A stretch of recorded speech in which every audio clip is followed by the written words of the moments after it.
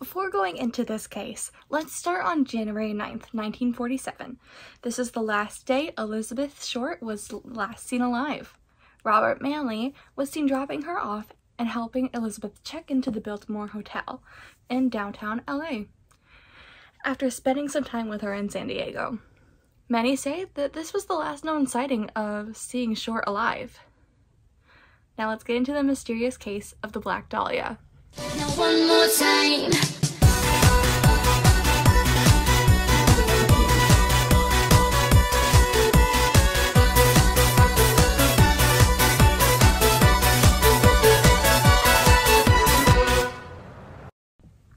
Hey guys, it's Tasia. Welcome back to my channel. And yes, today I'm going to be talking about the infamous Black Dahlia case.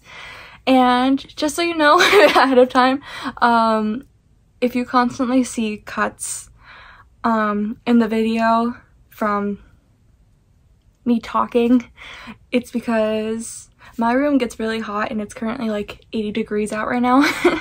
So I'm probably stopping to turn on the fan a little bit. I have it off right now because I don't want to interrupt my video. And also my sister has her 8th grade dance tonight, so I'll probably be stopping for a little bit after that just so I can go pick her up and take some pictures of her and her friends.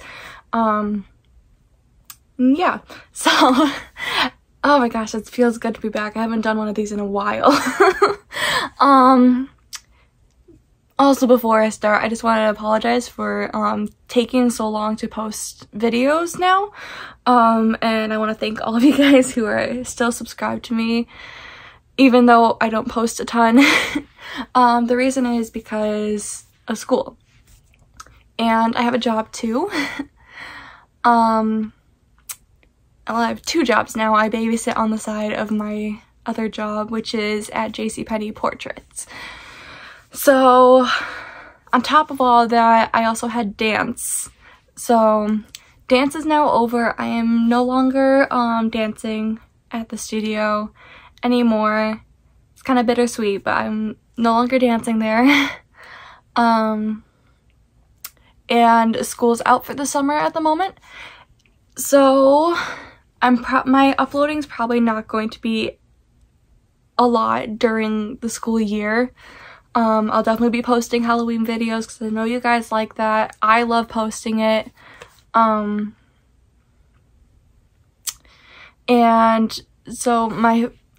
obviously during breaks, so holiday breaks, I'll probably be posting a video or 2. But mainly during the summer, that's all I'm going to have time to post because I'm going to be working a ton and I'm going to have school.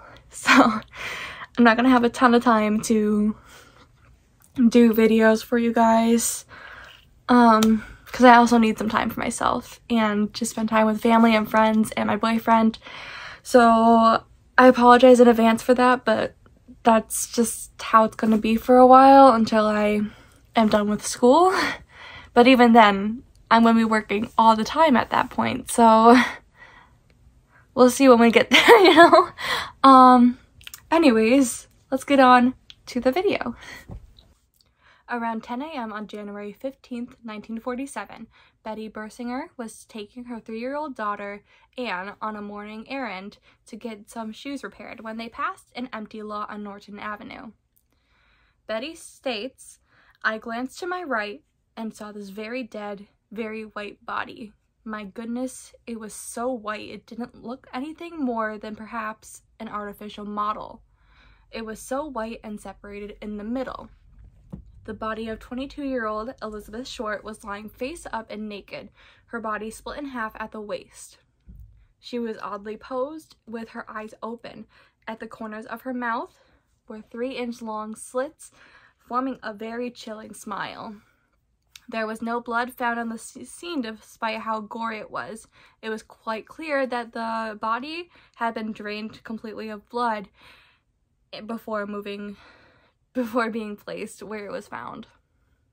Her body was identified by her fingerprints from an arrest in 1943. After identifying her, the LAPD began putting out flyers in hopes of finding more information on her. Eventually, more information about her began coming out. Elizabeth Short was originally from Medford, Massachusetts. She moved to Hollywood in hopes for stardom, as many did. She had worked as a waitress and a cashier and struggled with periods of unemployment. It was common for newspapers at the time to give nicknames to murder victims, which is where the nickname the Black Dahlia came from. When the autopsy report came back, suspicions began rising that the killer must have had some sort of surgical knowledge. The murder being so close to Hollywood made the case appear on the front page of newspapers for a month, where many reporters sensationalized the murder. In fact, reporters even harassed Short's mother all the way out in Boston to keep the story alive. They claimed Elizabeth won a beauty contest and they wanted some information. It was only after prying as much personal information as they could was when they told Short's mother that she had been in fact murdered. 9 days after her body was found, an envelope arrived at the LA Examiner. In it contained Short's birth certificate, her social security number, photos, and an address book that was missing a few pages. All the items had been rubbed clean with gasoline to remove any fingerprints. The envelope had been addressed with cutout letters from movie advertisements. 13 letters were sent to the police and press, taunting them as the investigation unfolded. Many were signed the Black Dahlia Avenger. There were many suspects throughout the investigation. Police contacted about 75 men listed in the address book that was sent to the Los Angeles Examiner. Most of them said that they had only met Short briefly. A partial fingerprint was found on the Black Dahlia letter, one of the Black Dahlia letters. When this was found, police raced to find a match, but the fingerprints were not in their files, so they were unable to find a match, and eventually the case went cold. As I said, there are tons of suspects for this case, but I'm only going to go over a few. The first suspect is Robert Manley, the man I mentioned earlier. His relationship with Short started about a month earlier before Short's murder. After about a month of going on dates, when Manley was in town, Robert stated that when the place Short was staying at fell through, she called him for help, which is when they stayed together in a hotel in Pacific Beach, and after he drove them both downtown LA, where he dropped Elizabeth off at the Biltmore Hotel on the evening of January 9th.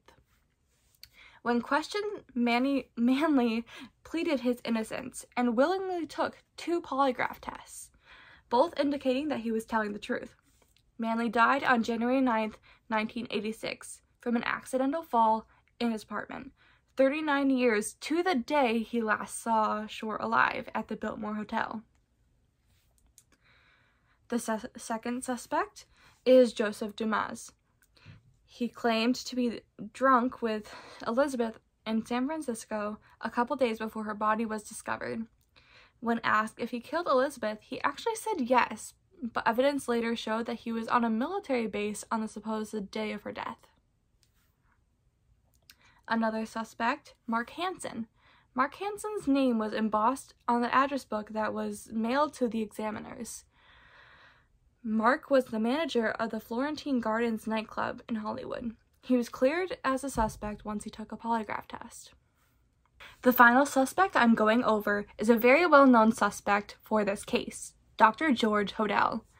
Many who worked on this case over the years believed that they had interacted with the real killer at some point, none of them feeling stronger about that than Steve Hodel, George Hodel's son. After retiring as an LAPD detective, Steve published his research claiming the murderer to be his own father, Dr. George Hodel. Dr. George Hodel was a wealthy doctor in Los Angeles, described as a, quote, well-connected, dashing man with a high IQ. He was in charge of a venereal disease clinic in LA, and while he wasn't a practicing surgeon, he reported to have breezed through medical school, where he studied to be one. After his death, his son Steve found 2 photos of a woman who Steve believed to be Elizabeth Short.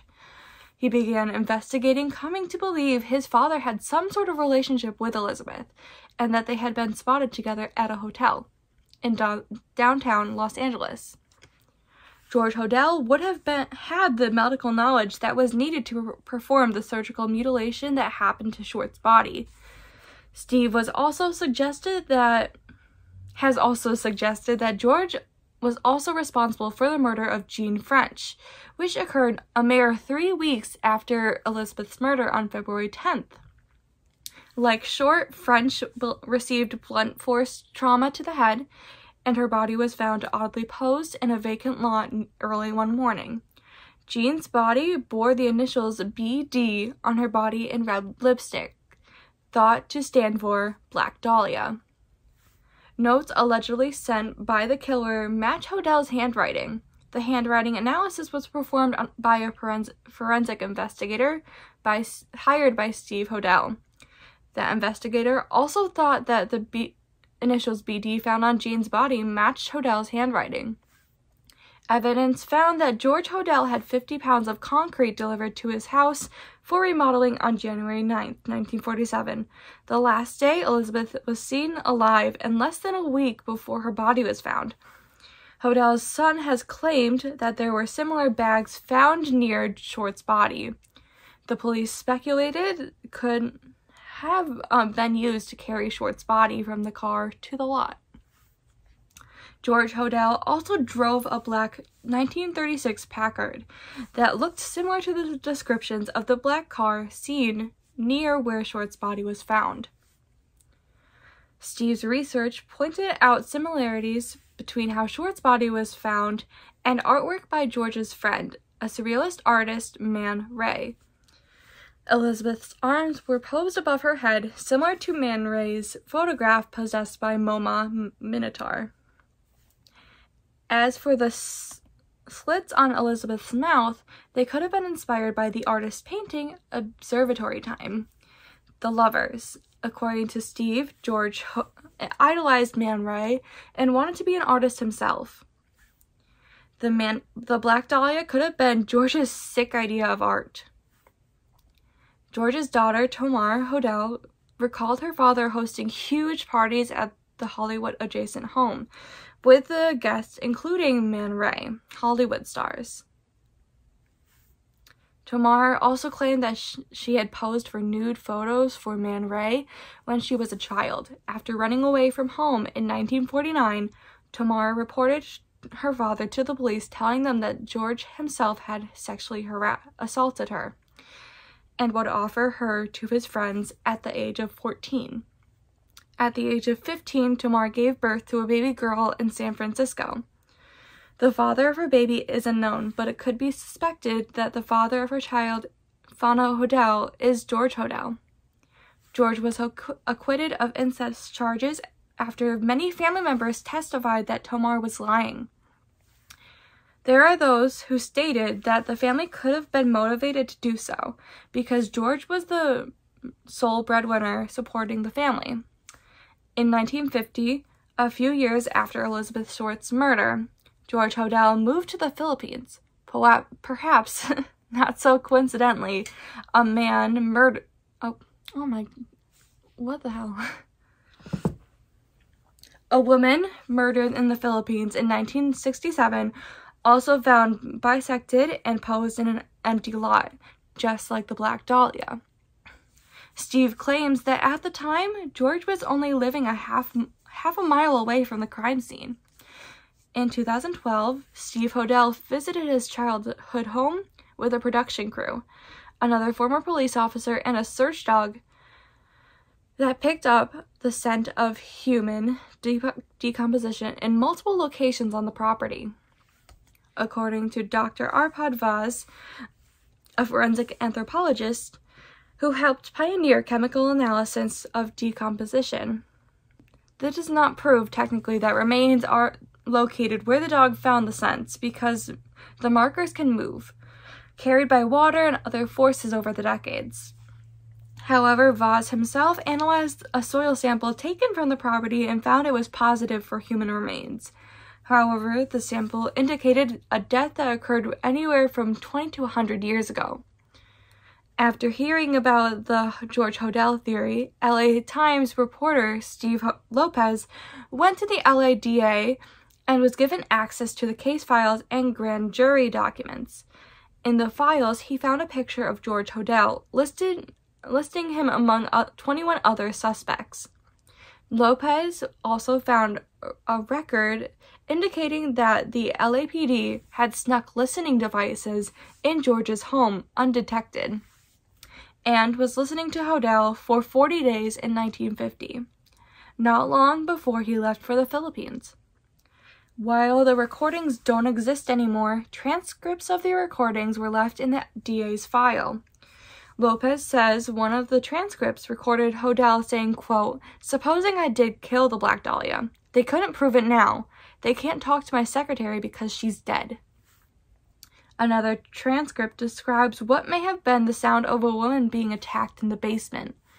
According to a CBS 48-hour special on the case, the investigation into Hodel's possible ties to Short was shut down abruptly in 1950, with one of the lead investigators stating the recordings taken from Hodel's home eliminated him as a suspect.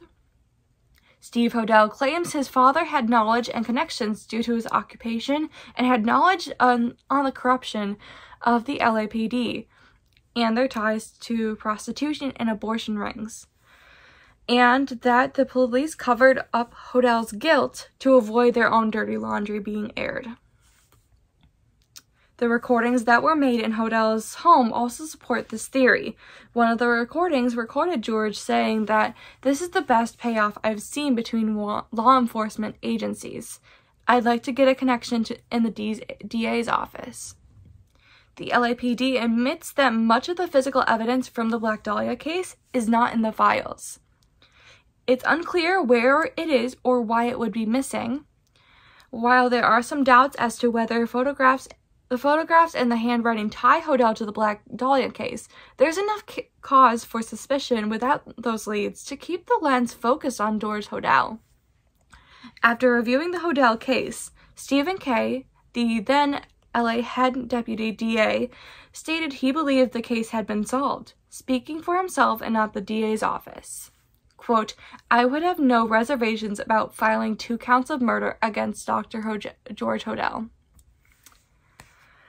So, I'm sorry for such a long list of evidence against one person, but in all honesty, they should have arrested this man.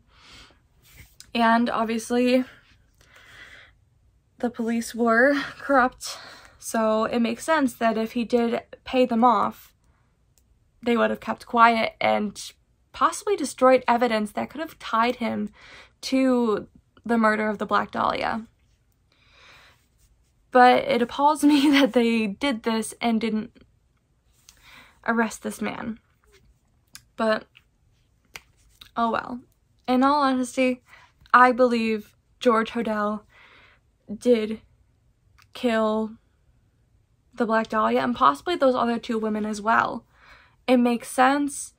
And the way they are oddly positioned in every single one of those murders, the fact that he was so interested in art and he was friends with an artist who posed people in similar ways, kind of proves that he might have done this for some sort of sick pleasure in trying to create art, which is terrible and disgusting. But anyway, in my opinion, obviously I have no say in the matter because I'm not even going to law school or criminal investigations and all of that stuff. But in my personal opinion, and I believe that Dr. George Hodel was the murderer of the Black Dahlia. But anywho, if you guys believe that he was not the killer and someone else was, even if I didn't mention them in this video, please comment down below. I'd love to see your theories. And if you guys like these sort of videos, please let me know by leaving it in the comments down below and giving me a like. And also, if you're new to my channel, please subscribe to my channel. I have tons of links down in the description box below where my social media is and other channels that you should definitely subscribe to. Mainly my family. And also just other social media links that you should totally follow. But other than that, I think that is it for this video. Again, like I mentioned earlier, I will be trying to post as much as possible over the summer while I have time off. Most likely it'll be every Tuesday because those are the days I have off from work and babysitting. But other than that, I hope you guys have an amazing day and I hope you guys enjoyed this video. So thank you so much for watching and I'll see you guys next time. Bye!